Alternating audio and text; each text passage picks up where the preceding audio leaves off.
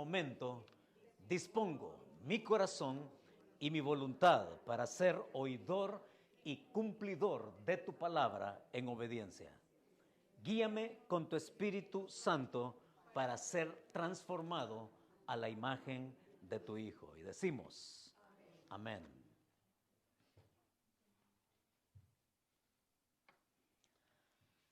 A todos nos ha tocado en tantas ocasiones que cuando nuestros hijos nos empiezan a pedir permiso para salir, quizás usted se identifica conmigo con estas palabras. Cuando les decimos, no quiero que vengas noche.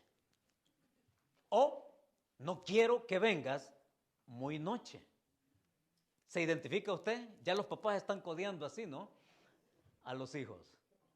Pero el asunto es, ¿qué queremos decir los papás cuando un hijo escucha, no quiero que vengas noche o no quiero que vengas muy noche? ¿Qué queremos decir? Es más, ¿qué entiende el hijo cuando escucha tal cosa? Es que el venir noche o muy noche puede significar algo distinto para diferentes personas. Conozco personas que para ellos noche se entiende ya el momento en que se oculta el sol y andan en pijama. Otros, noche o muy noche, ya son las 8 de la noche y ya no salen para nada. Pero para muchos papás, cuando nosotros entendemos noche y que ya es hora quizás de irse a dormir, para nuestros hijos a lo mejor es empezar a salir a algún lado. ¿Ya? ¿Qué queremos decir? Muchas veces nos volvemos muy generales y no decimos nada. Muchas veces nos volvemos ambiguos y quedamos en el limbo. ¿Qué me quiso decir o no le entendí? Etcétera. Y muchas veces también nos volvemos hasta contradictorios.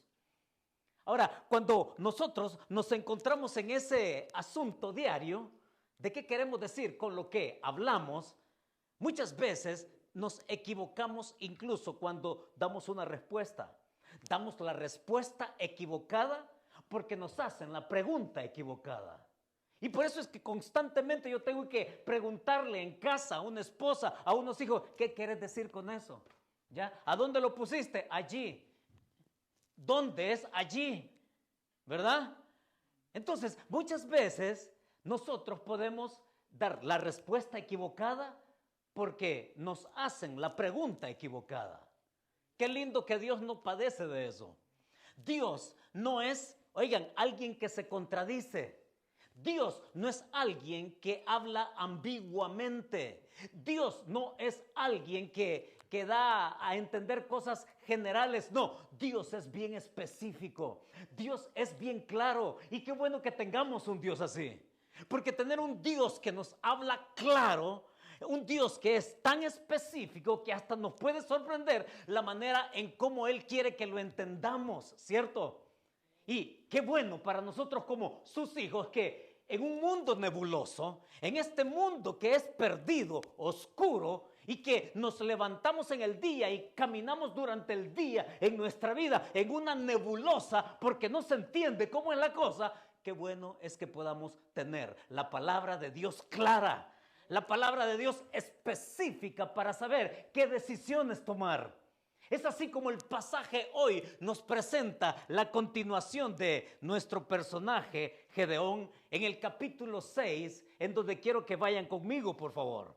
Porque vemos aquí a Gedeón, que con él vamos a entender cómo es que Dios nos lleva a través de una nebulosa, a través de una oscuridad, de una vida que parece tenebrosa incluso, pero con la claridad de su palabra y donde no hay equivocaciones, donde la cosa queda bien clara, donde la ruta queda bien marcada y en donde nosotros podemos tomar aquella decisión que corresponde a la voluntad de Dios. Vaya conmigo ahí a Jueces capítulo 6 y los versos en donde vamos a estar ahora es del 25 hasta el 32. Ahora, para ponernos en sintonía con el texto, tenemos que ver el contexto. Sí, para no obligar al texto que signifique lo que yo quiero que signifique. No, queremos extraer del texto lo que el texto dice. Aquí no vamos a andar inventando. Es decir, no nos vamos a andar imaginando qué es lo que hay acá.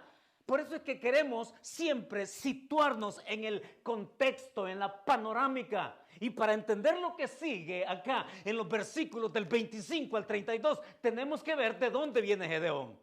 ¿Cierto? ¿Dónde dejamos a Gedeón? Recordamos en nuestro primer mensaje que Gedeón estaba allá temeroso, escondido. Allá estaba disminuido, decíamos. Y a partir de ahí es que Dios trata con él y lo lleva hasta un lugar muy específico también. Y ese lugar específico es el que dice el versículo 24. Ese versículo 24 sitúa a Gedeón ahora en una manera distinta. Es ese altar que se convierte en una doble aceptación. Es el mismo Señor Jesucristo, decíamos, preencarnado, que al revelarse a Gedeón le dice: yo te acepto a ti con tus debilidades. Y en esa doble aceptación también Gedeón, él acepta el reto que el Señor le pone frente a sí. Y a partir de ahí entonces es que Gedeón continúa adelante.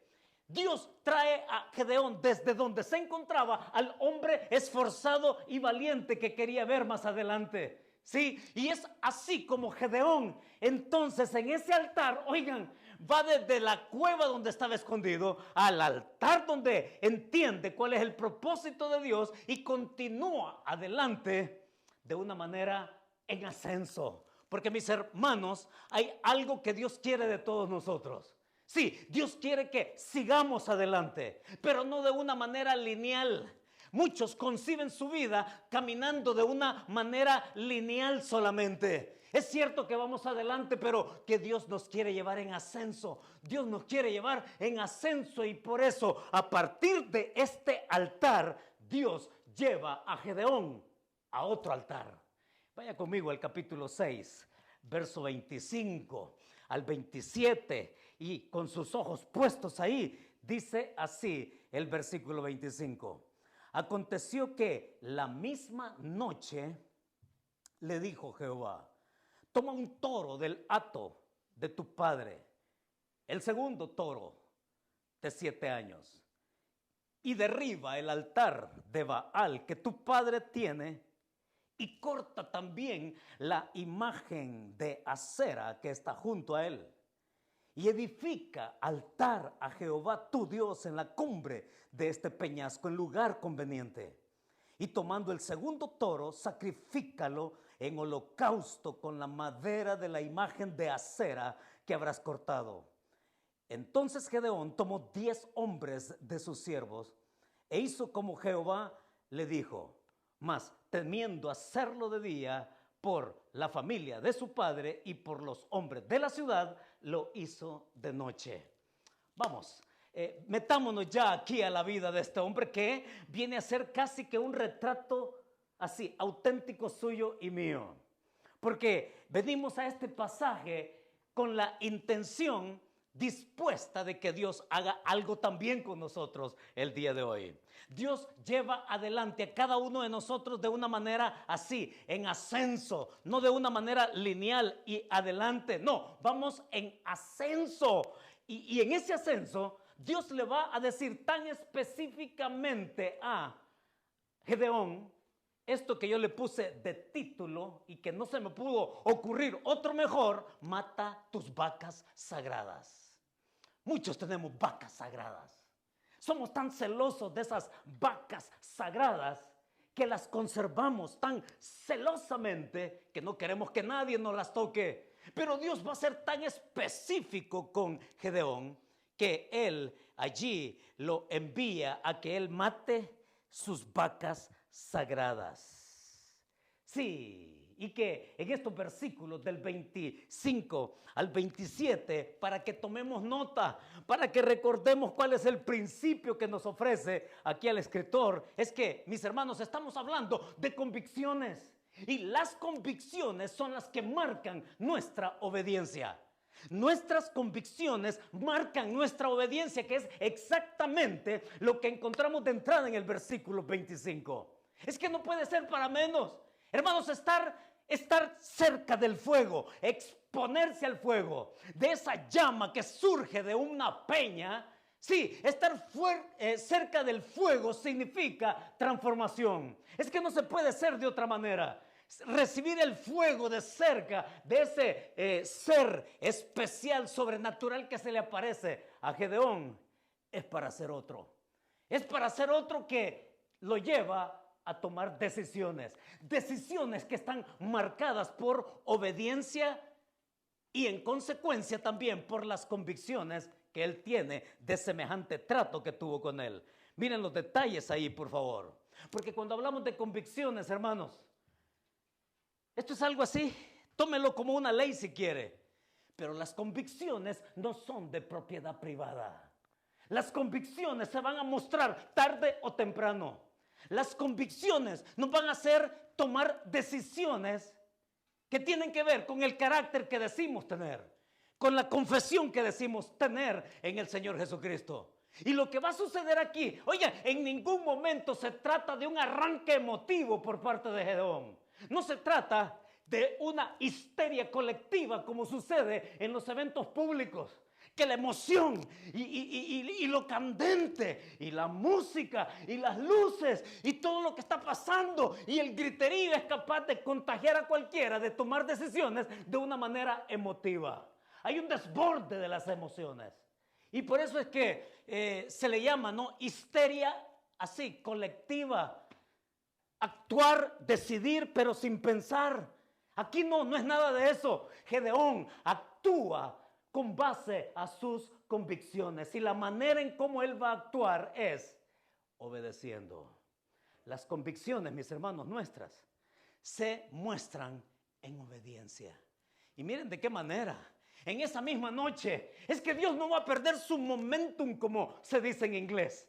Dios no va a perder su momentum. Dios le va a dar continuidad. El mismo día en que apareció fuego de la peña, dice ahí el versículo 25 que Dios le dice a Gedeón, entonces vas a ir y vas a tomar, miren, sé que es tan específico Dios, vas a tomar el toro, el segundo, ¿sí? Ese segundo, el de 7 años, el que está vigoroso, el que significa la fuerza laboral de tu familia. De hecho, en la parte del campo, ¿sí?, ya sabemos qué significa en un contexto de agricultura tener un buen toro, ¿no? Tener un buen buey, un semoviente de esos fuertes. Ya sabemos lo útil que es. Y aquí este hombre se encamina y Dios lo lleva a ese escenario. Recordemos que lo está formando, lo está llevando y lo va a llevar en ascenso. Y es ahí donde Gedeón va a mostrar sus convicciones. Ahora usted se pregunta y puede levantar la mano y decir, pastor, pero ¿qué es una convicción? Es una pregunta muy válida. ¿Qué es una convicción? Una convicción es aquello a lo que nos adherimos, aquello en lo que creemos, aquello, mis hermanos, que nos mueve a hacer algo. Y en consecuencia vivimos de esa manera que creemos, que hablamos y así actuamos. Es decir, nos volvemos congruentes, consecuentes con lo que digo que soy, así vivo, así vivo. Y como hijo de Dios, entonces, aquí es donde Él pone sus convicciones de una manera que lo expone a los demás. Así que vean ustedes, mire cómo Dios va midiendo a su hombre aquí. Y este Gedeón recibe la orden de ir a tomar el toro, ni siquiera es suyo, es el de su papá. Y aquí vamos a ver algunas cosas, ¿no? Una cosa distinta es que yo tome lo que es mío y yo puedo hacer con lo que es mío como sea, ¿ya? Sí. Pero aquí Dios le dice, toma el toro de tu papá, el que no es tuyo. Sí, el más vigoroso, el que le sirve a él para labrar. Lo vas a tomar y con ese toro así fuerte, vigoroso, lo vas a usar para derribar, oigan, lo que se había convertido en una idolatría doméstica. Acordémonos que el gran pecado del pueblo de Israel en esos ciclos tóxicos que dijimos al principio, ¿no? Tenía que ver como raíz el pecado de idolatría. Dios lo manda y vas a atar, y yo me imagino a Gedeón atando ese animal así con fuerza y tomando así esa estatua de Acera y de Baal uno por uno, derribando esas muestras evidentes de pecado, de idolatría. Me lo imagino, claro que sí. Sí, es Dios tratando primero con el pecado de su propia familia. Mira a dónde había llegado esto. O sea, la idolatría se había insertado de manera doméstica allí. Y esto no se basa por emociones, no se basa por experiencias buenas. Y muchas veces podemos actuar y obedecer y no siempre las cosas van a salir como nos gusta. Pero aquí encontramos a Gedeón, que acepta el desafío y él se va. Y mis hermanos, lo que encontramos aquí es un hombre que se mueve por el gran propósito que Dios tiene consigo, con su familia, con la comunidad, como lo vamos a ver en un momento. Primero, Dios quiere tratar con la persona de tú a tú. Después va a tratar con la familia y lo manda a derribar a estas imágenes que en la cultura ugarítica eran hermanos importantes, estos dioses paganos. Así que va Gedeón, decide hacerlo con uno de sus siervos ahí de su casa, y lo interesante es que no es tan pobre como lo decía al principio él mismo, ¿no? Tenía siervos, escoge a 10. Ellos lo siguen. Este tiene algo distinto. Oigan, lo siguen porque este tiene algo distinto. Y eso distinto se llaman convicciones. Nos guste o no, muchas veces, o por lo general, nuestras convicciones no van a ser de manejo privado para nosotros. La gente lo va a notar. La gente va a decir, es que esta persona tiene algo distinto. Sí, es que huele a algo distinto, su carácter, su vida. Sí, y cuando se enteran que somos hijos de Dios, hombre, hasta nos ponen la mirada así, con una atención bien fija de esperar más de nosotros. Sí, la gente espera de los cristianos mucho más que de la gente en general. Pero Dios no se va a andar con ambigüedades, decíamos. Dios no va a andar a las adivinanzas. Dios no va a andar a lo enigmático, a lo misterioso. No, quiero que vayas, vas a tomar el toro, vas a derribar a Acera, que en la cultura ugarítica, Acera y Baal eran pareja. ¿Sí? Eran dioses que hacían pareja. Y estos habían llevado al punto de domesticar a un ídolo. Miren, uno pensará, ¿no?, que en nuestro tiempo no vemos cosas así, que en nuestro tiempo no vemos cosas así. Pero decíamos desde el principio que muchas veces podemos tener tan metido en nuestra vida el pecado de idolatría, y tan metido el pecado de idolatría en nuestras propias casas que ni siquiera lo percibimos. Así era. Mostrar convicción. Y Dios lleva a Gedeón a que muestre convicción con su propio padre. Versículo 26 dice: y edifica altar a Jehová tu Dios en la cumbre de este peñasco, el lugar conveniente. ¿Saben qué? De todos los versículos que vamos a abarcar ahora, este es el que más me llamó la atención por todo lo que contiene. El 26 dice: edifica altar a Jehová. ¿Acaso ya no había un altar? ¿No era ese altar donde apareció fuego de la peña? ¿Por qué tenía que construir otro altar? Este es el altar del encuentro, tú y yo, Gedeón, donde yo te acepto con tus debilidades y tú aceptas el reto que te pongo enfrente. Ahora lo lleva a otro altar, y ese altar tiene que ver con, dice ahí en el versículo 26, a Jehová tu Dios, a ese Dios que es único, y que ese Dios, como hemos cantado en este precioso himno de santo, santo, santo, no hay nada que se le compare para ponerlo a la par suya. No, este Dios es tan celoso de sí mismo, oiga, que no soportaría ni él ni el mismo Gedeón de ponerlo como opción para el pueblo de Israel. de decir, aquí está Acera, aquí está Baal y aquí está Dios. No, lo manda a derribar. Dios no tiene comparación. Y lo vas a poner en lugar conveniente. Me llamó la palabra esta conveniente, ¿sabe? Porque la palabra conveniente aquí tiene que ver con el testimonio que tú das, Gedeón, acerca de mí, en el lugar más encumbrado que yo te estoy mandando a hacer. En el altar que yo te estoy pidiendo que tú pongas, es el lugar conveniente de tu testimonio para los demás que te observan, para los demás que se fijan en ti, en tus convicciones, para la influencia que tú puedes ejercer sobre ellos. Así que se va este hombre, derriba esas imágenes y entonces lo que parece que va a pasar desapercibido no lo es. Y ahí es donde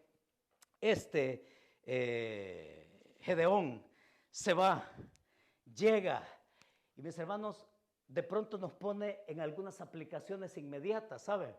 Porque los versículos del 25 al 27 dice que él obedece. El punto es bien claro. La obediencia es la que va a mostrar nuestras convicciones. Y no se trata de obediencia a medias, óigalo. Tampoco se trata una obediencia selectiva como suele ser muchas veces.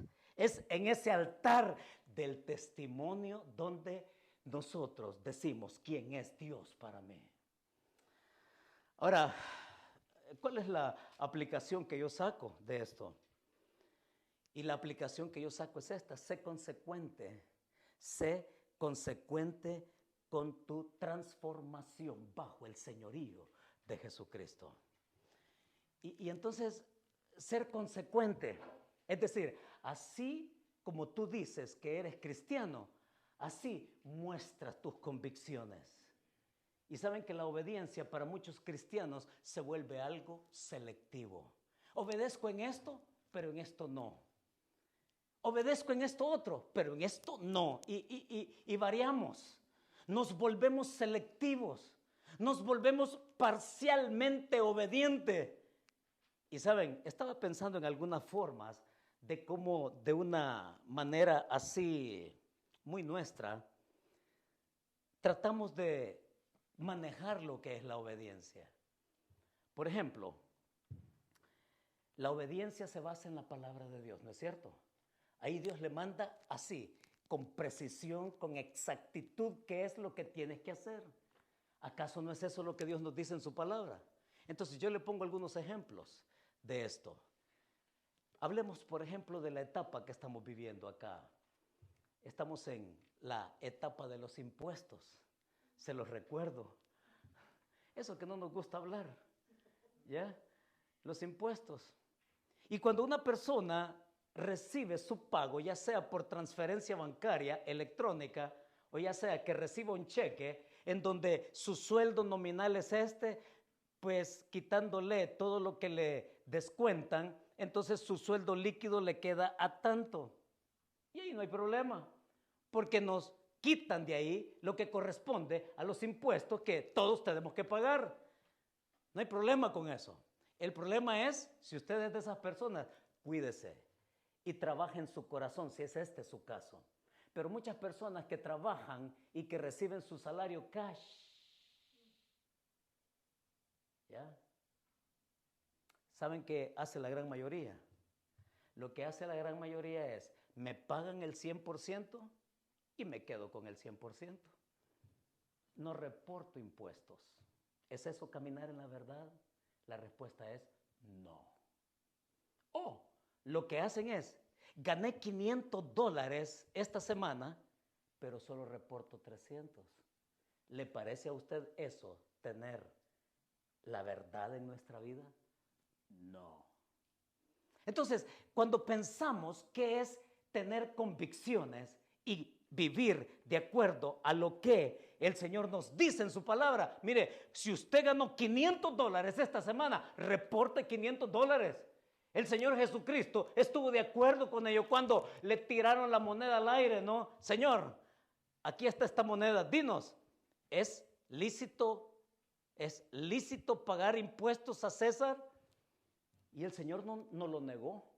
El Señor no lo contradijo. El Señor saludablemente, reconociendo la responsabilidad civil de aquellos que creen en Él, les dijo, pues den al César lo que es del César y a Dios lo que es de Dios. El mismo Señor Jesucristo lo acusaron en una ocasión de no pagar impuestos y le dice a Pedro, Pedro, ve al lago, pesca ahí ¿verdad?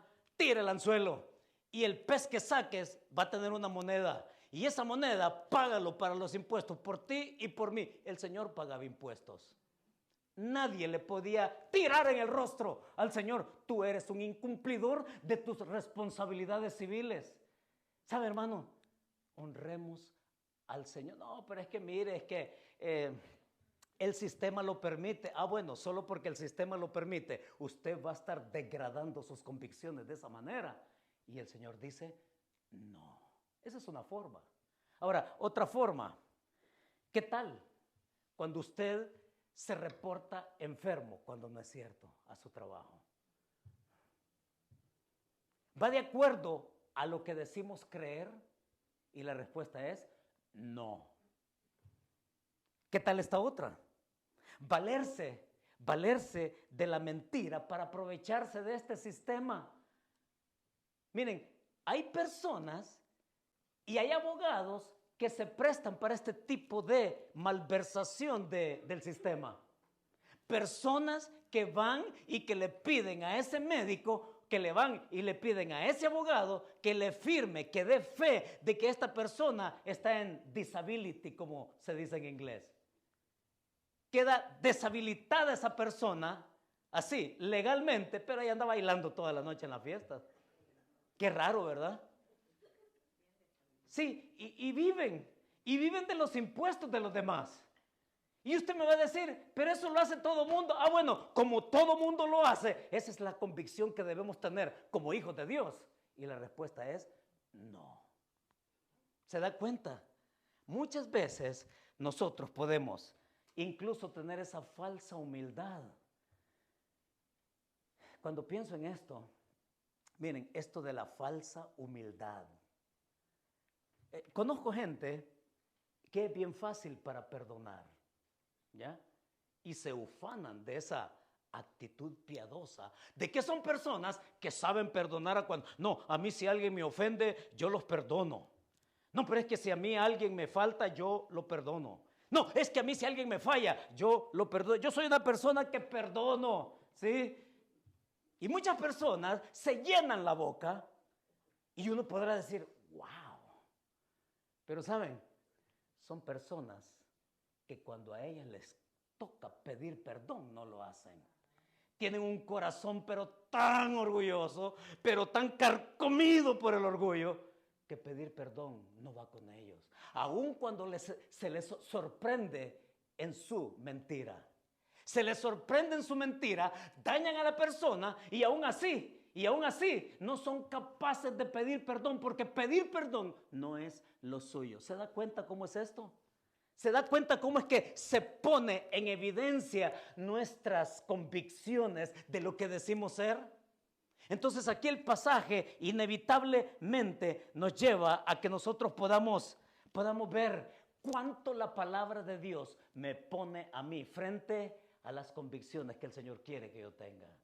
Así que, hermanos, es para revisarnos, ¿no? Es para revisar esos puntos ciegos y esos puntos muertos que decíamos hace 2 semanas. ¿Dónde es que todavía nosotros tenemos que retornar para quitar aquello que nos estorba lo que el Señor quiere específicamente de todos nosotros?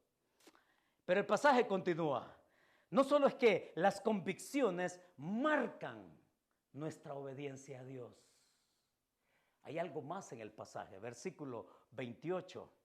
Dice ahí, dice, por la mañana, cuando los de la ciudad se levantaron, he aquí que el altar de Baal estaba derribado y cortada la imagen de acera que estaba junto a él. Y el segundo toro había sido ofrecido en holocausto sobre el altar edificado. Y se dijeron unos a otros, ¿quién ha hecho esto? Y buscando e inquiriendo, les dijeron, Gedeón, hijo de Joás, ha hecho esto, lo ha hecho. Entonces los hombres de la ciudad dijeron a Joás, saca a tu hijo para que muera, porque ha derribado el altar de Baal y ha cortado la imagen de acera que estaba junto a él. Y Joás respondió a todos los que estaban junto a él: ¿contenderéis vosotros por Baal? ¿Defenderéis su causa? Cualquiera que contienda por él, que muera esta mañana.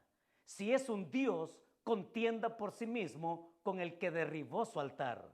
Aquel día Gedeón fue llamado Jerobaal, esto es, contienda Baal contra él, por cuanto derribó su altar. Miren qué interesante el asunto.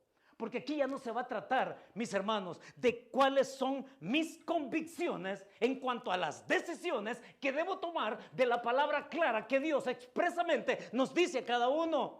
Ahora el asunto pasa a otro nivel, y es este Gedeón que se planta en su propia familia, así, cortando de raíz ese pecado de idolatría, tomando lo que no es suyo, era de su papá.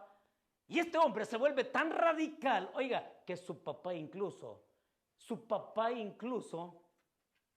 también es influenciado por su hijo. ¿Y de qué manera? Notemos que este papá no solamente había levantado una estatua de Acera y una estatua de Baal. Eran ídolos que él los había asumido como domésticos. Idolatría doméstica. Miren, esto de la idolatría doméstica de aquel tiempo también es muy parecida a la idolatría doméstica de nosotros. ¿Cómo se explica este asunto? Porque los ídolos, me encanta, porque la Biblia, si hay uno de los mandamientos que Dios, el primero por cierto, de los 10, es que Dios le dice expresamente a su pueblo: no te harás imagen de ninguna semejanza. Sí, ni en el cielo ni en la tierra, de ningún material, porque yo soy Dios celoso. A mí no me vas a comparar con nadie. Yo no comparto mi gloria con nadie. Y fue precisamente el primer mandamiento que Dios le dio a su pueblo. Y mis hermanos, es que ¿cómo es que se va a degradar a ese Dios soberano a un pedazo de madera? ¿Cómo es que se va a degradar a ese Dios majestuoso, único, incomparable, a un pedazo de metal? Pero muchas veces la idolatría es tan doméstica que, oigan, ¿sabe cómo es la idolatría doméstica de nuestro tiempo? La idolatría doméstica es que el hombre, a través de la historia, se ha fabricado sus propios dioses. A través de la historia, desde que el mundo es, se ha fabricado sus propios dioses, y la mentalidad del ser humano es: yo fabrico este ídolo, yo fabrico este Dios o aparente Dios, yo lo fabrico para mi beneficio. Hay un servilismo de fondo. Yo te creo a ti, yo fabrico este Dios de madera, de cemento, de qué sé yo, de vidrio, de acero, lo que sea. Yo te fabrico para mi beneficio. Eso se llama idolatría doméstica. Y por supuesto, cuando hablamos de idolatría, acá en el seno de la familia de Gedeón, sucede que el padre, que era un idólatra, era un sincretista. Fíjense cómo es la cosa, hermano. Fíjense hasta dónde puede pasar desapercibida nuestra propia idolatría, que creemos en Dios, pero creemos en otras cosas también. Eso se llama sincretismo. Se llama la mezcla, se llama la amalgama de creer en el Dios único, pero de agregarle a ese Dios único otras creencias. Y mucha gente vive así. Muchos cristianos se han permitido esa idolatría doméstica. Llámese como se llame. Algunos lo llaman venerar, y tener estatuas, y tener santos, y tener cualquier cantidad de personajes de la historia.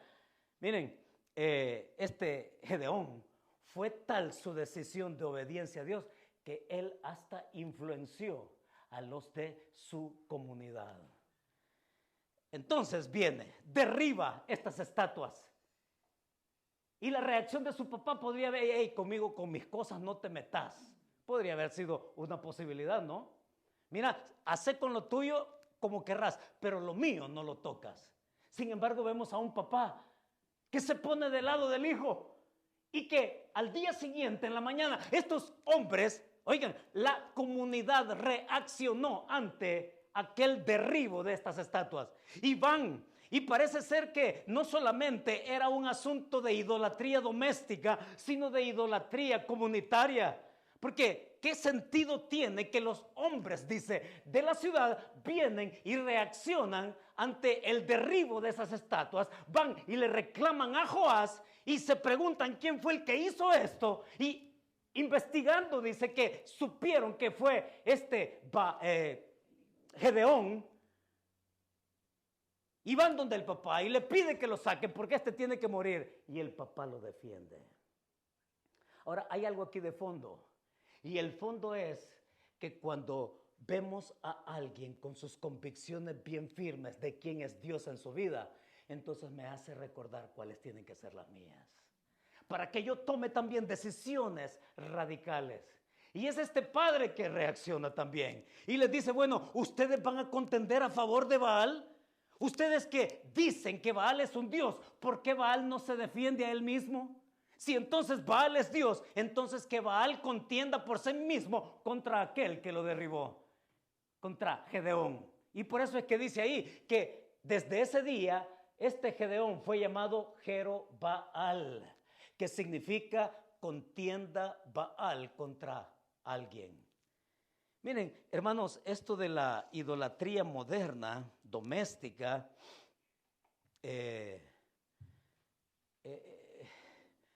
miren, nos puede poner a todos en una situación que puede ser contraria a la cultura, a las personas, dentro de la misma familia incluso.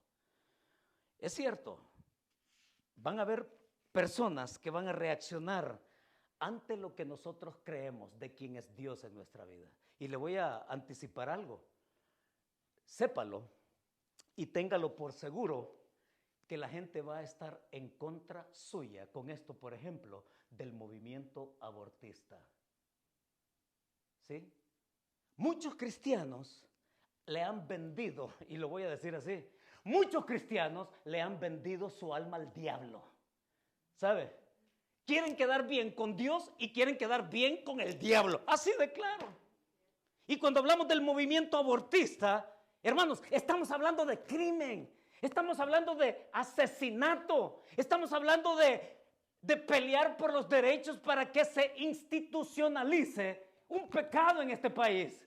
Yo no sé si eso le causa a usted algún escozor, pero lo cierto es que cuando una mujer decide asesinar a otro ser humano en su cuerpo, óigalo, esta es de las cosas más terribles que pueda haber. Y hay cristianos que defienden eso. Y esto está ligado a otra cosa, a otra idolatría. ¿Sabe cuál es la otra idolatría? Y espero que usted cuide su corazón, mi hermano. Espero que usted cuide su alma, su espíritu. Le voy a decir por qué. El otro tipo de idolatría que nos lleva a aceptar ese tipo de aberraciones que son pecado es la idolatría de la ideología política. Y entonces yo no quiero preguntar aquí que levante la mano quienes son demócratas. Yo no voy a preguntar aquí que levante la mano quienes son republicanos. Mire, a mí qué me importa lo que usted sea políticamente.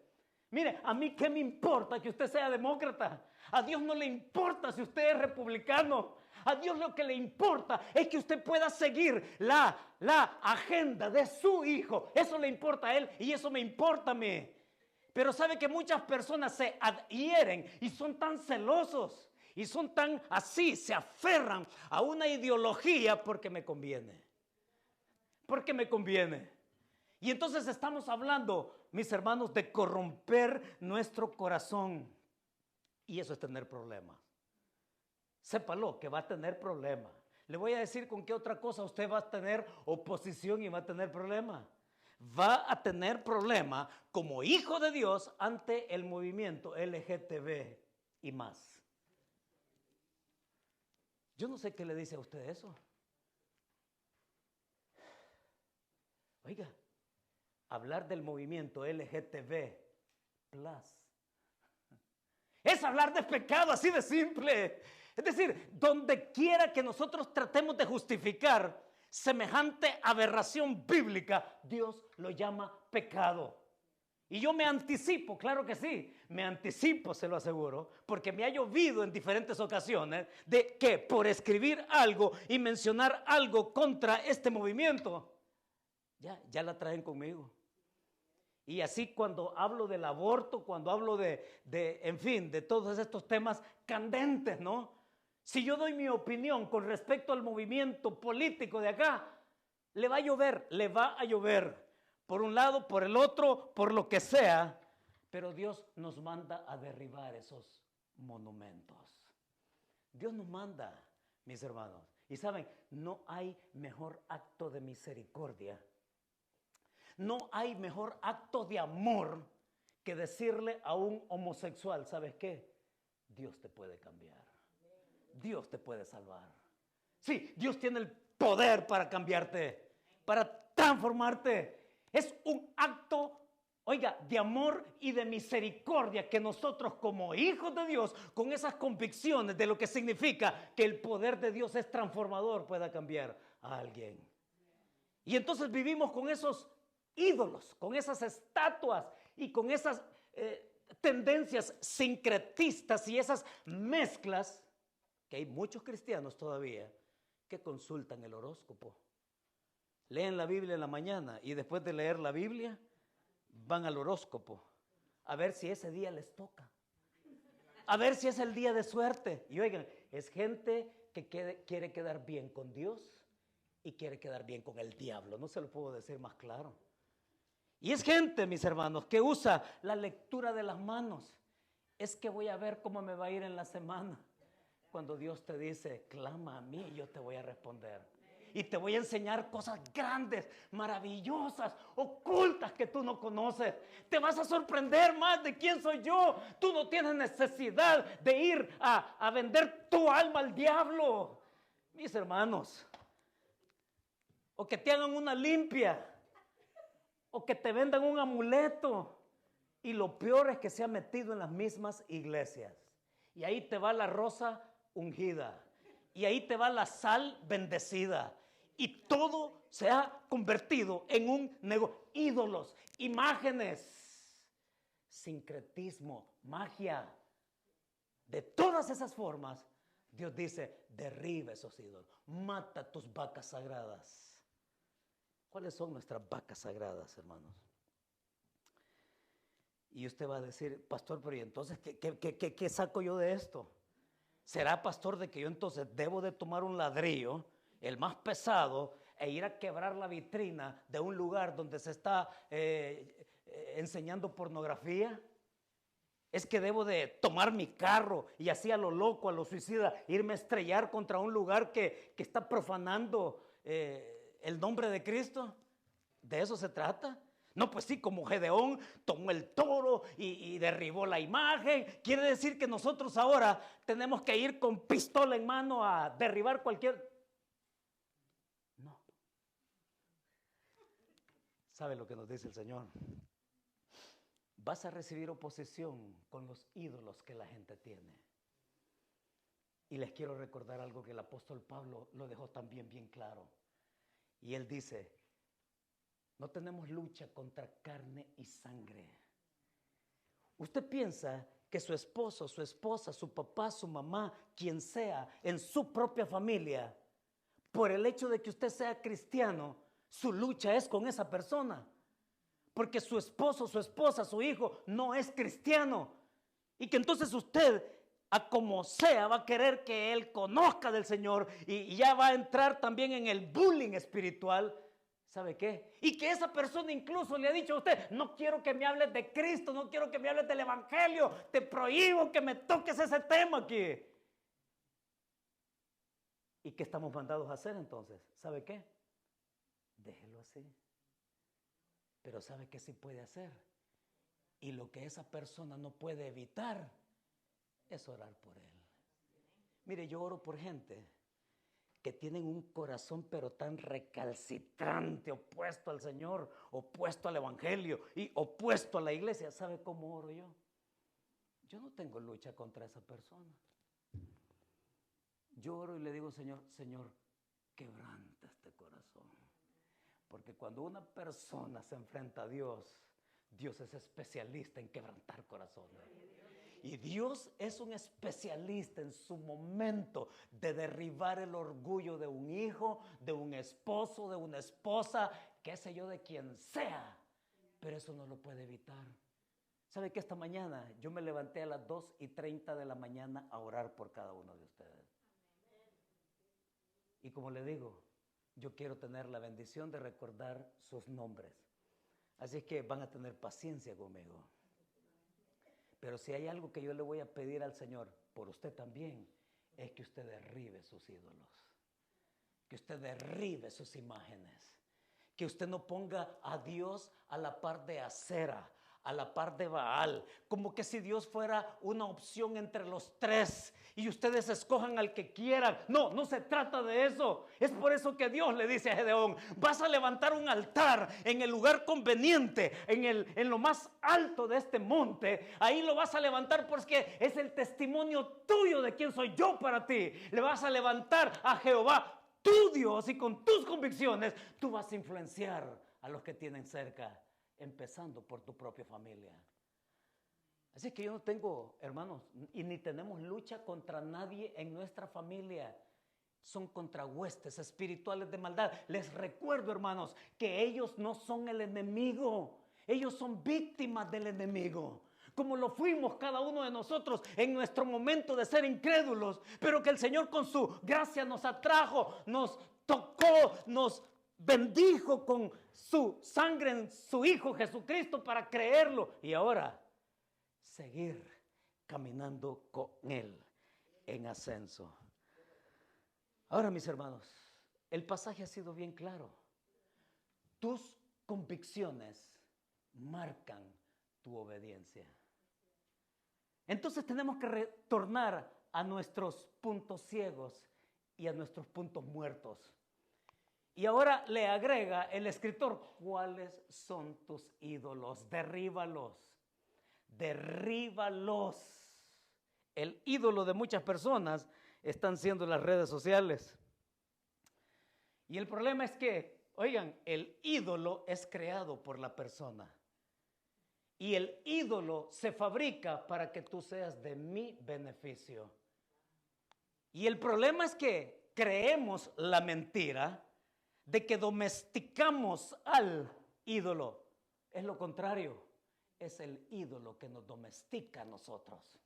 Y basta con que veamos cuánto tiempo le dedicamos. Y basta cuánto nos distrae. Y basta ver cuánto nos consume. Mis hermanos, los ídolos, cuídate de que los ídolos no te domestiquen. Tú no eres ninguna mascota de ningún ídolo. Hijos de Dios, en el altar supremo donde el Señor quiere que nuestras convicciones también influencien a otros. Entonces, ¿cuál es la verdad? Mis hermanos, la verdad con que nos vamos a casa, esta verdad a vivir, la verdad que tenemos aquí es esta: tenemos derecho, ese es el punto, tenemos derecho a ser obedientes. Y al tener ese derecho de ser obedientes es porque conocemos con claridad cuál es el propósito de Dios. ¿Quiere Dios que tú seas domesticado por el mundo? No. ¿Quiere Dios que tú seas domesticado por un ídolo? No. ¿Quiere Dios que tú camines en ascenso, en la claridad de la palabra que Él nos da para cumplir su propósito? Y la respuesta es sí. Ese es un tiempo, hermanos, para que veamos que el Señor todavía nos extiende su mano de misericordia para que retornemos a lo que es el deseo de su corazón, cumpliendo con su voluntad. Y con eso oramos juntos. Padre, muchas gracias porque tu palabra